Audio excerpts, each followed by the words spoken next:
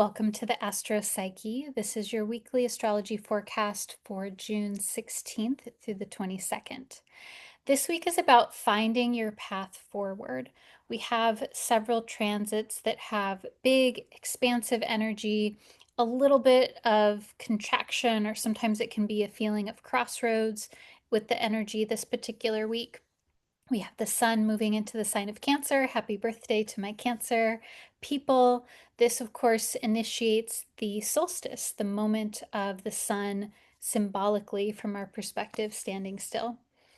So, we're going to talk about all of the astrology this week, a lot of big, expansive, growth oriented themes this week. My name is Shauna McGrath. I'm a depth psychotherapist and an astrologer, and I'm so honored to share the astrology of this week with you from a depth psychological perspective. So we'll start with Jupiter making a square to Neptune. So Jupiter is also squaring Saturn, as well as the asteroid goddess Ceres. But this week, Jupiter square to Neptune is exact, so it's highlighted. This combination invokes a lot of feelings of expansion and enchantment, and there can kind of be this like very flowy, intuitive, heart-centered, compassionate, optimistic state when we have Jupiter and Neptune together as a combination. There's this theme here around being open to new experiences, particularly within the subtle or mystical realm, or within the other worlds, or at a more internal feeling sort of level. And with Neptune, there typically is a quality of having an experience where it's not quite tangible. And sometimes it's very difficult to even put words to. Neptune represents the experiences that we have are that are so intangible, immaterial, that to describe them really is not doing it justice. And so there's this opening, Jupiter, there's this expansion into the extrasensory realm, into states of being and ways of being. And Neptune also is very connected to creativity and spiritual experiences and experiences of union. Ultimately, a part of Neptune's function is about merging, and that this can be a felt experience within yourself, or it can be a feeling of oneness. It can be a feeling of deep connection, even if just for a moment. Sometimes this happens in nature. Sometimes this happens when we're even in the shower and just existing and not thinking. This is very Neptunian territory. And because this is a square, there's a little bit of a tension here to it. It makes me wonder if there is this possibility for finding what seem like magical solutions to something, because Jupiter really wants to bound forward. Jupiter wants to experience new things. Jupiter wants to get philosophical and to look at the big picture. And Neptune is an energy that does well with this. Neptune is like, yeah, let's think big, and let's think spiritual and philosophical, and let's think metaphysical. One of the challenges with this combination, though, is that uh, sometimes it can be falling into uh, dogmatic kind of thinking, or where there's an illusion or there's not enough information. And so the missing information gets filled in a way that maybe is not entirely accurate. So Neptune is both the enchantment as well as the illusion of things. Jupiter is both the optimism as well as brushing over the details that are really important. And so this week, I think, especially with Jupiter so fresh in the sign of Cancer, We're still feeling into this experience of Jupiter being in this sign that is more feely and intuitive and more focused on the heart versus the mind and ideas. Jupiter in Cancer is so much more concerned with how it is that you're feeling versus what it is that you're thinking. And so it's definitely a, a mode switch, a change in perspective and values around the way that we're growing and developing. And so a part of this might be expanding your faith, expanding your belief system, and pressing against the boundaries of what has felt true for you in the past. There might be something that is changing here. Now, also this week, we have the planet Mars moving into the sign of Virgo. Mars moves into Virgo on Tuesday, June 17th at 1:35 a.m. Pacific time, and Mars will be in Virgo until August 6th. And this is about the Mars function, Mars being our psychological defense system, fighting for things, advocating for things, being direct. Mars is also a symbol of our physicality, our ability to be active in some way, whatever capacity that is for us. And so this is about fighting for something with a thoughtful process. It's about being direct with a no nonsense attitude. I think that when Mars is in Virgo, there's this very clear, unhindered path forward that can happen with Mars. Now, I think this is also about honoring where you're at now while also efforting towards where you want to be or your ideal or what you're craving or what you need in some way. And this is one of the mantras, I think, of Virgo is to honor and accept what is, as well as moving more into what you're being called toward. And Mars brings some activation and some passion and enthusiasm to this area.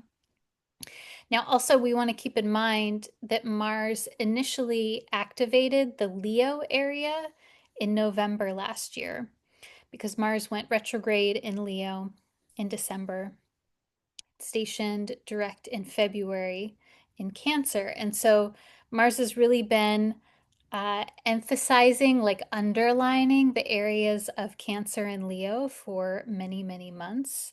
And so its movement into Virgo is also Mars finally exiting the sign of Leo, where it has been off and on really since November last year. And so I think there's also this sort of moving on, I think, from the Mars in Leo and Mars in Cancer period. And this we could say is really from November until this week.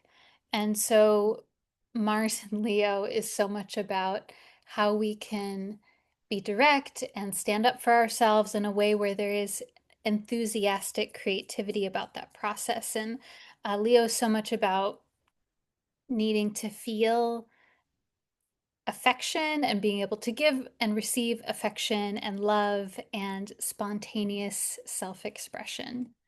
Now, so we've thoroughly explored that for a good while. Whereas now Mars moving into Virgo, it's more about having this sense of kind of getting down to business in a way.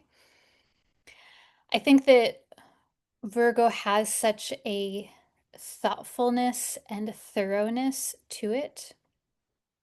Virgo is very much about ritual and the heartfeltness that we can bring to a mundane activity, that attention and care can really transform an experience. And so I want you to be thinking over the next couple of months, how can you bring your action to your life in a way that feels like yes, that feels like it is important, it is meaningful, and you're here, you're present. I think, gosh, this is um, these days so radical to really um, be present. It feels more difficult than ever to be present in small and minor moments. And so I think that this is Mars is helping us with that. Mars is bringing more passion and enthusiasm into our ability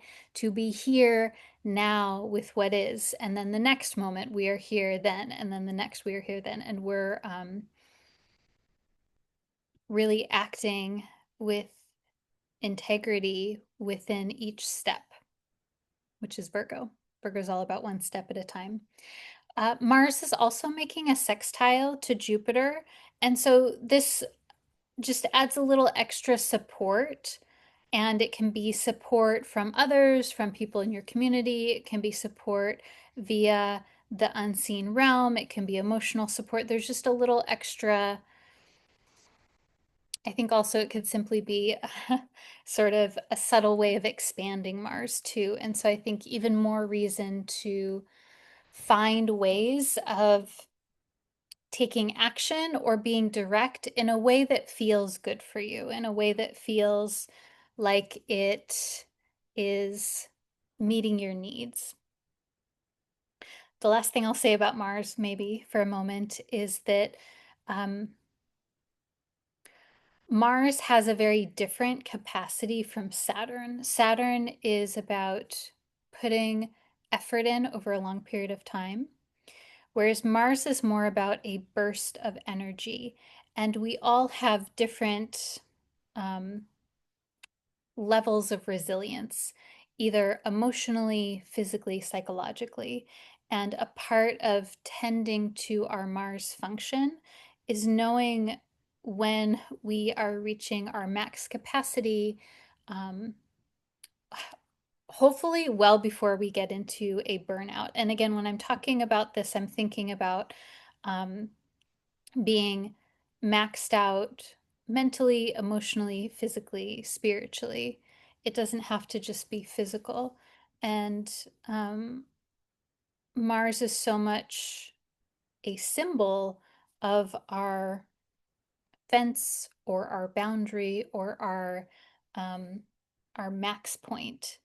And um, the more that I've been learning about my own uh, max point, my own experiences of burnout, recovery, etc., is that um, there are typically signs, there are typically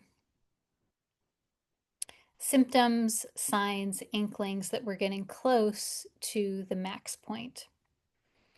And that's different for everyone. It's different for you based on your temperament, what's happening in your life, even a phase or a season of life. And so I think also that Mars in Virgo can help us refine and be more discerning about when we're leading up to something that is a no for us.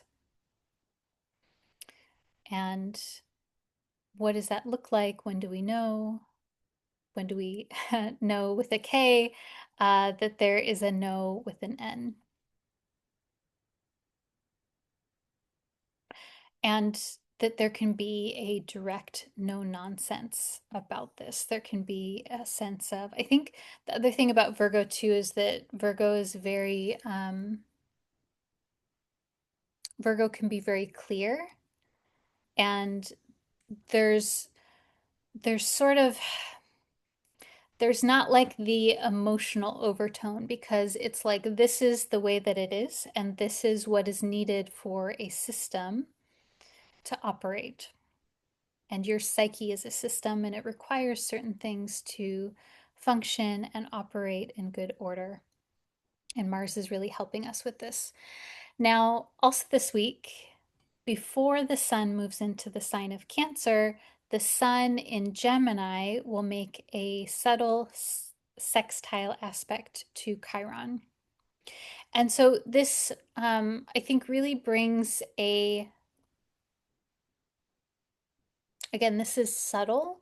So these are opportunities, and I think that whenever we have sextiles or trines, which are more subtle, we don't have to do anything. It's not in our face, and we can intentionally look for ways to tap into this energy. So this combination of Sun Chiron is about strengthening confidence and vitality by being on your healing path, by tending to your vulnerabilities. And that tending to your vulnerabilities, Chiron, can help to bring a sense of self assuredness, which is the sun. The sun is so connected to our inner spark, our ego, our ego strength. The ego is really necessary to help us move through the world and do the things that we need to do. It sort of creates this anchoring for us. Also very connected to boundaries and the sense of self and confidence and vitality. And so there's this opportunity here. There's an opportunity by connecting into something that maybe feels a little vulnerable and a little tender, and it may simply be giving yourself space to process something. Now, while the sun is still in Gemini, this actually, I do want to say that the sun in Gemini is making the sextile to Chiron shortly before it moves into Cancer. This also just kind of feels like maybe there is some inner storylines that maybe can receive some healing or some shifting, particularly because we have Jupiter squaring Neptune, and this is all about your consciousness, your mind, your experience of the world. Your state of consciousness is very Jupiter Neptune. And so, yeah, there just might be something that gets tweaked here a little bit. Now, along with this, we have our last quarter moon in the sign of Pisces that's happening on Wednesday, June 18th at 12:19 p.m. Pacific time. So Wednesday, maybe into Thursday, depending on where you are in the world. And so last quarter moons are typically this time of coming to terms with something, coming to closure with something, maybe the beginning of coming to closure with something can sometimes indicate a choice or a decision or a shifting of something. And this is happening in Pisces, which is about being in the flow, intuition, your sensory state. Pisces is so connected to our sensory experience.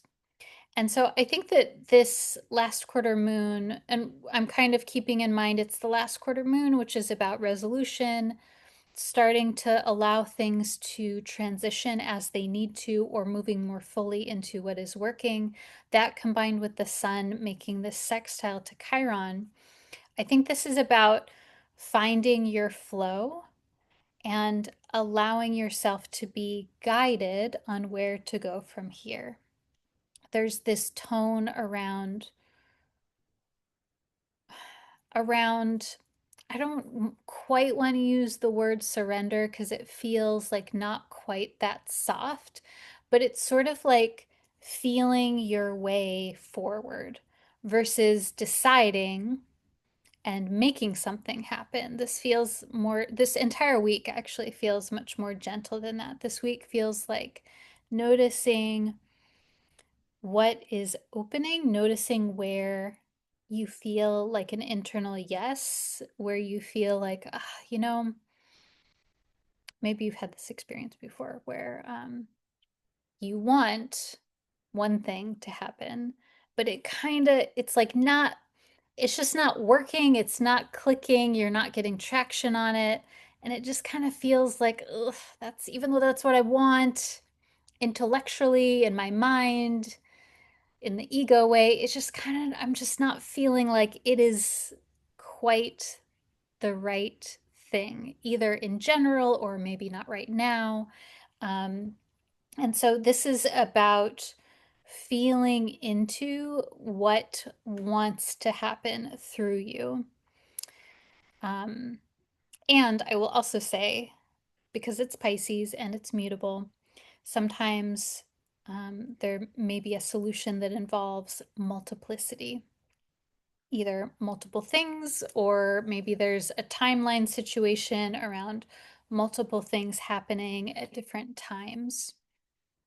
And you'll have to let me know what is happening for you as this happens.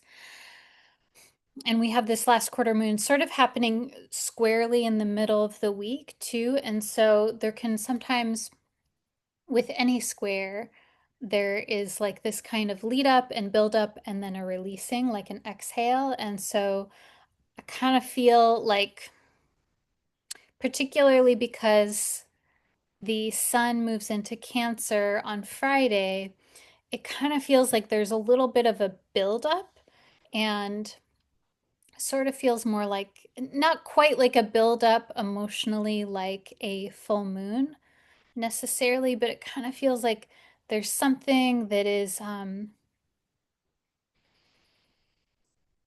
there's something that's cooking, and I don't know, maybe around middle week it breaks into a boil, and like a pot on the stove comes to a boil, and then you're like, ah, okay. Something happens, and then I don't know, maybe then you turn the heat down to low medium, and then you can start cooking whatever it is you're going to cook. It kind of has that feeling tone to me. But you're like waiting for it to boil first. Okay, so then, yeah, then we get to Friday. So Friday, the sun moves into the sign of Cancer. This happens June 20th at 7:42 p.m. Pacific time, so maybe Friday or Saturday, depending on where you are in the world. And I will say happy birthday to my Cancerian folks. Um, so the sun moving into the cardinal signs is what initiates our seasons, essentially. So sun moving into Cancer initiates either the first day of summer in the northern hemisphere or the first day of winter in the southern hemisphere, and then it's, flipped. So either Cancer and Capricorn, that polarity initiates the solstices, and then the other cardinal signs of Aries and Libra initiates the fall and spring seasons, the equinoxes. So um, I want to really emphasize that because I think that for us astrologers in the northern hemisphere, we can get, for a variety of reasons, so connected into correlating the astrological sign of Cancer with summer. And for the folks in the southern hemisphere, they're experiencing Cancerian time as the beginning of winter. And so a very different tone. And um, I am a fan of decoupling the astrological signs with the seasons.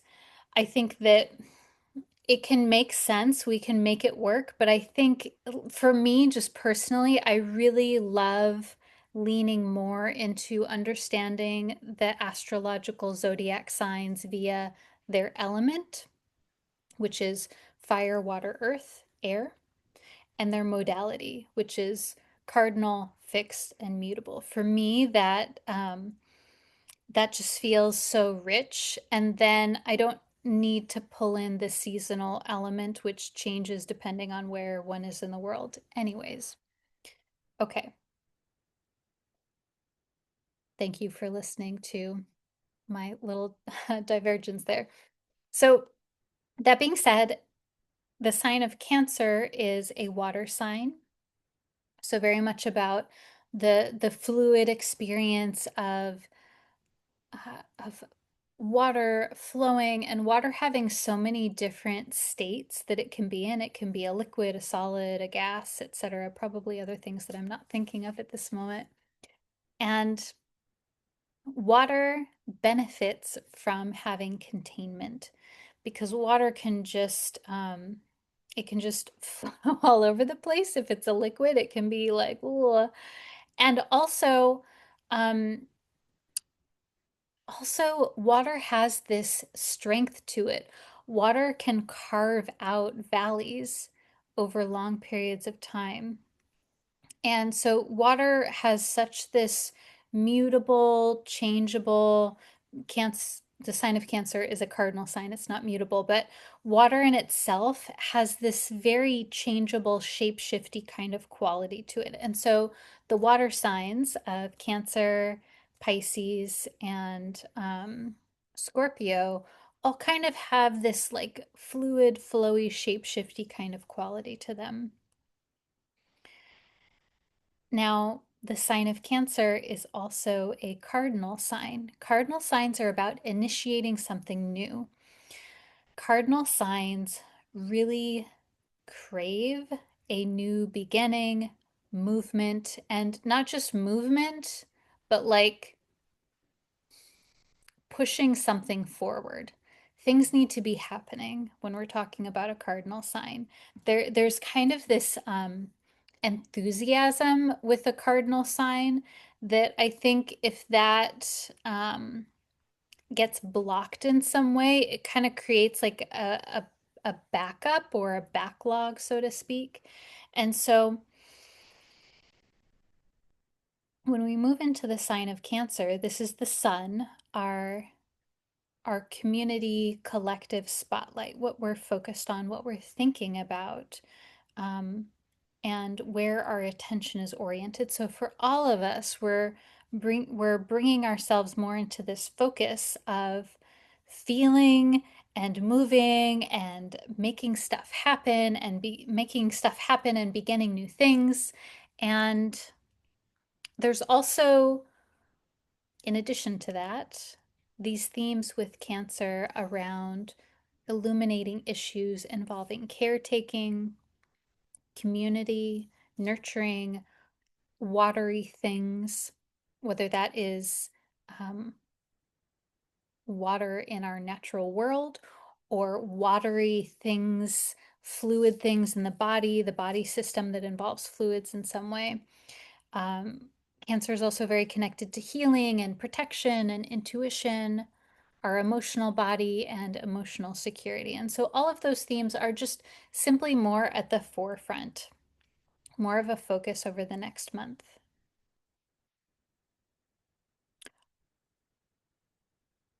And so it may feel really good for you to find ways to move forward to like again, I keep really in many of the different transits here feeling like this is about feeling your way forward. The sun in Cancer is so much about feeling the way forward. It's very intuitive and feely based and wanting to do something. So that might feel good for you. That might feel good to mm, connect into your intuitive feeling function in whatever way suits you. Now, this is also the solstice. And so the solstice is this time that happens twice every year where from our viewpoint here on Earth, it appears that the sun gets to its maximum point of either height in the sky or lowness in the sky, depending on which hemisphere you're in. So it's this maximum point of capacity. And so we could also be thinking about this symbolically as this week there's um, this moment of stillness. The word solstice actually means the sun stands still. There's this moment of solstice at, sorry, there's this moment of stillness at a maximum point. And this, of course, really depends on what's happening for you, what's going on in your life right now. And it makes me wonder um, where you want to pause, how you want to pause, what is pausing for you. And the pause is very brief. It doesn't have to be this long hermitage, though, of course, if that's feeling good for you, please go forward with that. It's more of this just moment of allowing stillness. Now, Sun moving into the sign of Cancer is also the Sun making a square to Saturn this week. So Saturn is in the sign of Aries, Cancer squares Aries, Sun squares Cancer this week. And so I think this is this theme, Sun Saturn, there's this theme of determination, strength of the self, paving a path forward with determination. Um, Sun Saturn really helps us to invoke our inner stamina, our inner resilience, and to find our courage and our confidence. Now, if there are or have been challenges around self worth, self esteem, confidence, those kinds of things may come up this week. They may come up to be illuminated and to be processed and transmuted, particularly because this is a square. Squares tend to present us with opportunities to become more conscious of something, to take action into something. And so I think whenever we have Sun Saturn in aspect, whether that is in the transits of the world that we all experience collectively, or you have that transit happening in your birth chart, or maybe you have that natally in your birth chart, it is always so important to find your sense of choice and agency and to move from a place of inner autonomy and that you are deciding and that you are the steward of your own ship, so to speak. And I think this is an excellent transit for finding your inner strength, your inner confidence through choice and through will. So there's a lot of power in this transit. And if you, at any point this week or in general, really, if you start to have any thoughts or feelings around, like, oh, I can't, or I can't, or I'm not allowed to, or I have to do this, or I'm not good enough to do this, or I suck at that, or look at so and so, they're so amazing, I could never do blah, blah, blah, anything like that. This is very Sun Saturn in a distorted form because Saturn has a gravity to it. Saturn has this structure which can be containing and it can sort of hug us in. It can keep us sort of, I keep getting the image of like a, gosh, not quite like a corset, but like something hugging. Uh, maybe it's like pantyhose. I don't know. But it's Saturn can be like this very safe, contained hug emotionally.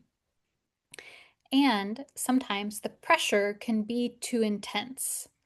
If one has a sensitive temperament, if one has a more delicate temperament, the pressure needs to be less so that it's not overwhelming. And so, sometimes it happens where the pressure is overwhelming. And we know that when we start to have feelings of helplessness or hopelessness. And so, in those moments where there is this heavy, not good enough or hopeless kind of feeling, we want to try to find choice, hope, autonomy, because that creates something to press against Saturn with. That is sort of, you can think of it as like you're the sun and then Saturn is wrapping around you. And if Saturn's pressure feels too strong, then you can press against it. And you do that by being in your own body, by taking up space, by saying, yes, I deserve to be here. I belong here. I am important and valuable simply by the nature of just being a human being. All of those things. Now, yeah, you'll have to tell me how this is sitting with you. I think because we have the Jupiter Neptune also, it kind of, okay, actually, yeah. So I want to say more about this for a second here. Um, so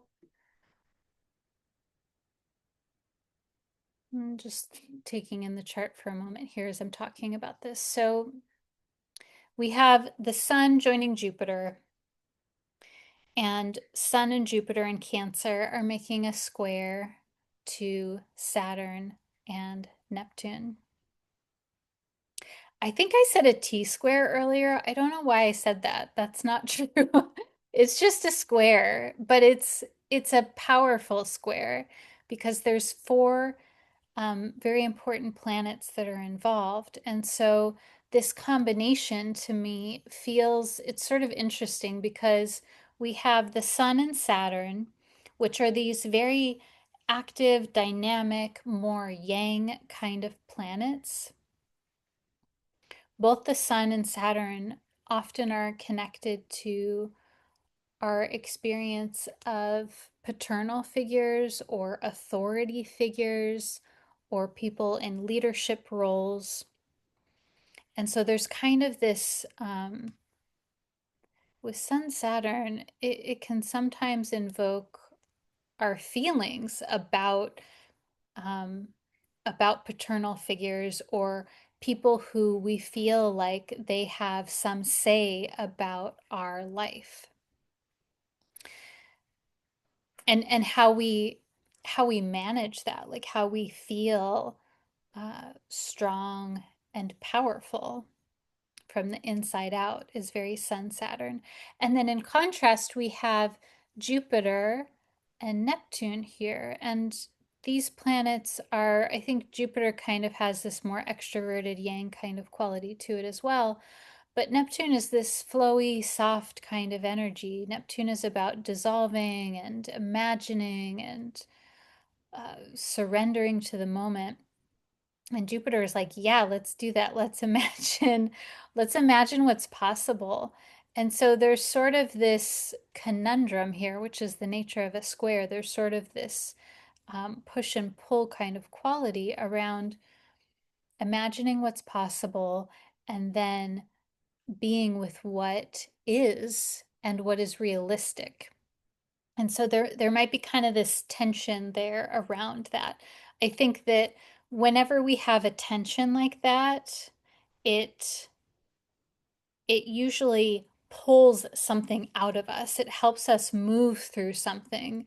Um, it helps us uh, become more clear. I think, yeah, actually, too, I want to say Saturn, the limitation of Saturn can often be very clarifying because when we have less time, less capacity, the bullshit that we just don't have time for can fall away more easily. And so that might be a quality of what's happening too, is sort of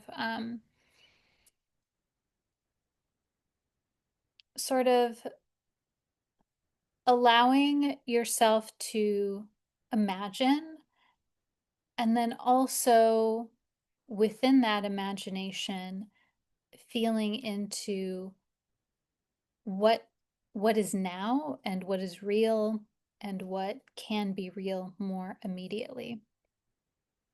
Yeah, that's what I want to say about that. Okay, so of course, wondering how this is sitting with you. Now, lastly, I'll say that Venus in Taurus is making an opposition to the goddess asteroid Juno. And so Juno is about partnerships, commitments, and Juno is also very much about protection and particularly protection of household roles um, around caretaking, motherhood, um, being in community. Uh, Juno is really about, I think, can be about the balancing of connecting emotionally in a relationship as well as doing the things that need to happen to maintain that relationship or the things that maybe distract from the relationship. And so I think that this combination, Venus and Juno, can be about finding harmony and reciprocity in relationships or partnerships, finding room for pleasure and beauty, as well as the mundane day to day responsibilities. And this can be any kind of relationship that you have. It could be romantic, could be platonic, could be business relationships. And I think also there's this quality with Venus Juno about checking in on if your values align within a committed relationship. And can you show up in the way that is within your integrity? Venus, Juno. Okay. So, yeah, I'm wondering how this is feeling for you. I feel like this week feels very different from the last and the last couple maybe. Sort of feels like this opening more, the blossom is opening more completely. There's some transitions happening. I think we're also simply feeling our way more into this experience of Saturn and Neptune being in the sign of Aries. It's a very new energy. And so, yeah, I'm wondering how you're feeling. I'm shuffling my cards and I have some reflection questions for you for this week to ponder on. So, number one, where or how are you feeling called forward in your life right now? Where or how are you feeling called forward in your life?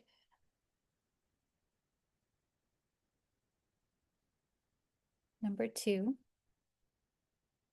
how can you connect with a genuine sense of optimism or trust in the future? And when I wrote this, I was like, oh, that's a good one for me too. I think this is a tricky one, particularly now, what is happening in the world, particularly if you're watching the news on any basis, any regular basis at all. So um, this is really connecting into Jupiter, really connecting into Jupiter square Neptune, and I think that this connecting into this, how can you connect in to a genuine sense of either optimism or trust in the future? And it might be like a very small, subtle quality or feeling. I'm not talking about um, I'm not talking about false optimism or positivity that's bypassing or downplaying the horrors of what is happening in any situation, whether that is in the world or something that's happening in your life. It's not meant to do that, but this is more about um, connecting in with the function of Jupiter, this sense of faith or trust in something. And maybe it's not necessarily, I think optimism maybe is, I don't know, you tell me how you're feeling about this. Optimism might feel like uh, too much to ask. I don't know. Um, but yeah, maybe it's more of a sense of faith or belief in yourself. Maybe, I don't know, you tell me. So, how can you connect with that?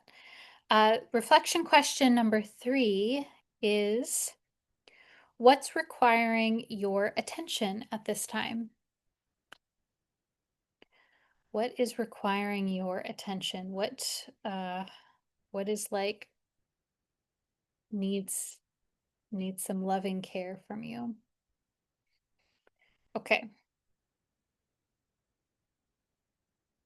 And I will say I saw a comment from a viewer listener of the podcast recently that had this cool idea of picking a reflection question that resonates most with you, whichever one through three, and then whatever number that is, that becomes your tarot card for the week, one through three. So I thought that was a cool idea to share with you. Okay, so if you're not already, do that if you like. If you're not already, get into a comfortable place, connect with yourself, connect with your energy.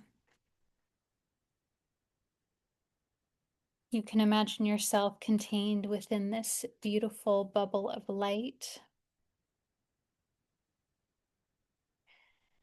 And you may wish to call in the presence of your spiritual guidance team, ancestors, whoever, whatever is that protective guiding force for you.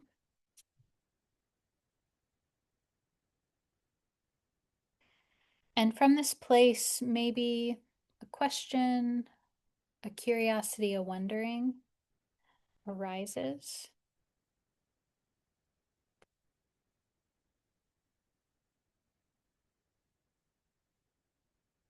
And if you wish, if you haven't already, you can pick a number between 1 and 3, and that card can be special to you.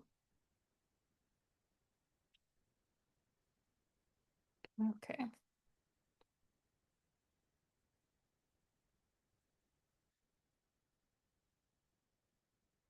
So 3 cards. First card is the Emperor. And I'm using this botanical deck. I think it's called Botanica Occulta. Has flowers on it. So this card is the flower is the peony, and it's this very regal looking card. So the the Emperor, there's a couple things I want to say here. So I pulled this upright. This is the first card. I think there is a strength and power and autonomy to the Emperor as a symbol. As I've been learning more about the Emperor and thinking about it more, I think the Emperor can be a symbol of, psychologically, I would consider it a symbol of the superego. The superego being our our inner conscience that has been created via societal norms. So the emperor is kind of like that part of us that is like, oh, this is the way that it should be. This is the way that I have to act and be so that I can comply with consensus reality, so that I can exist in society. And there are certain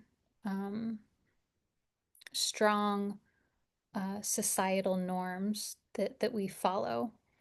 And some of those are up for debate depending on our level of privilege and our social situation, etc.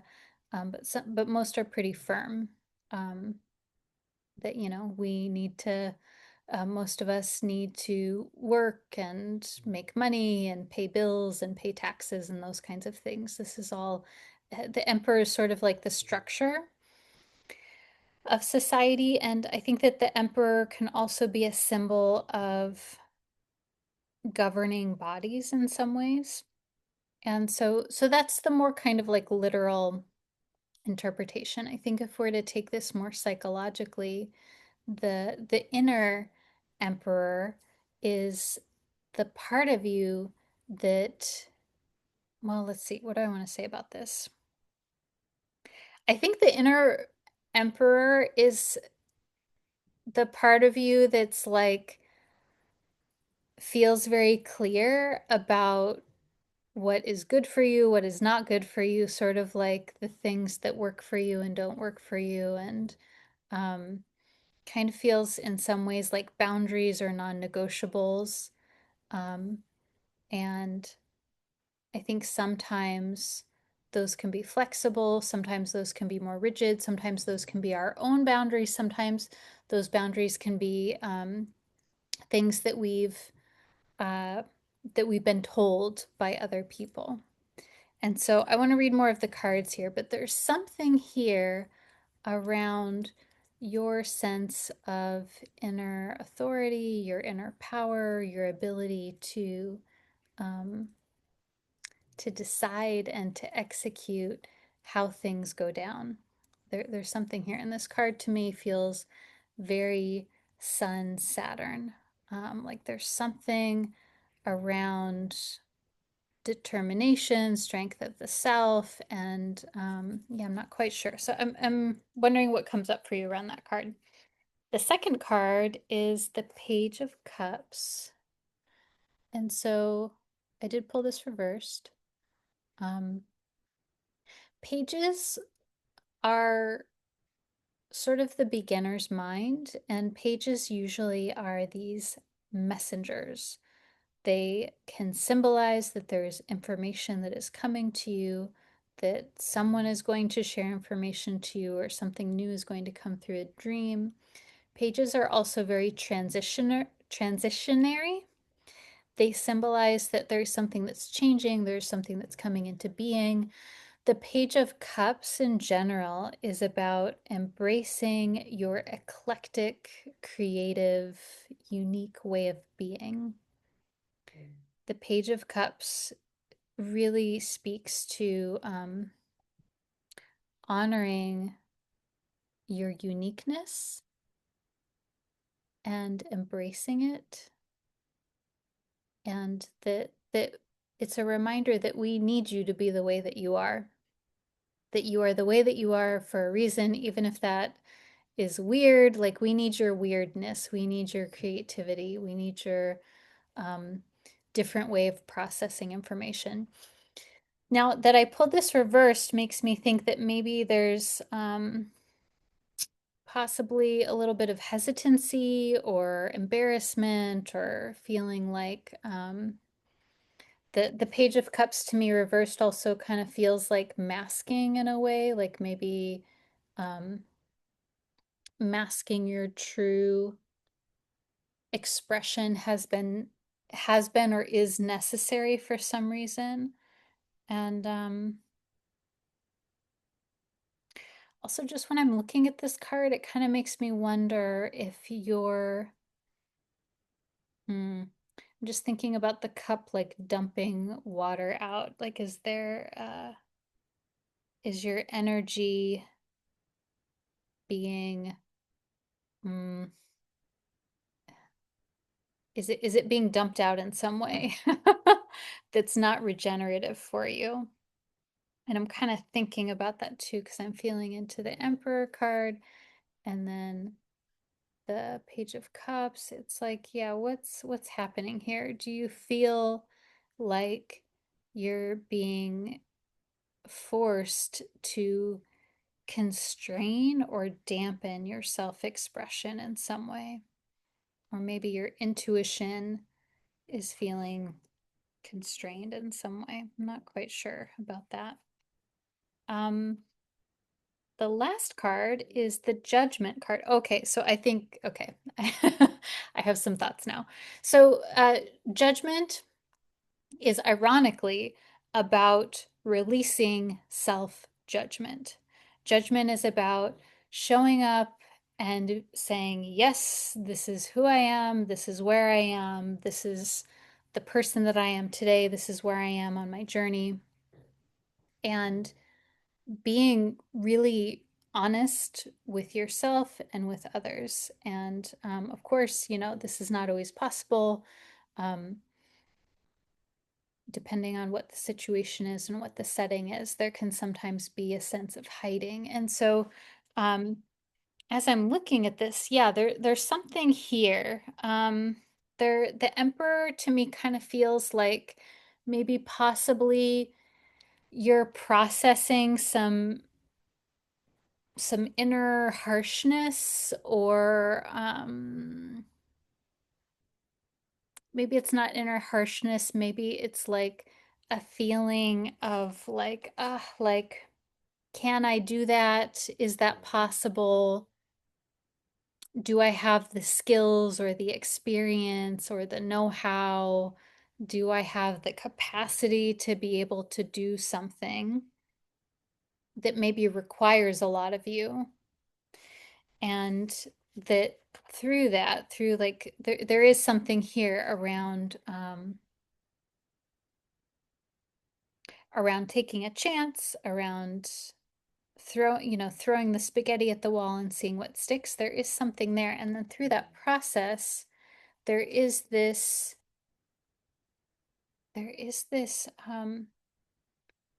unburdening of inner criticalness.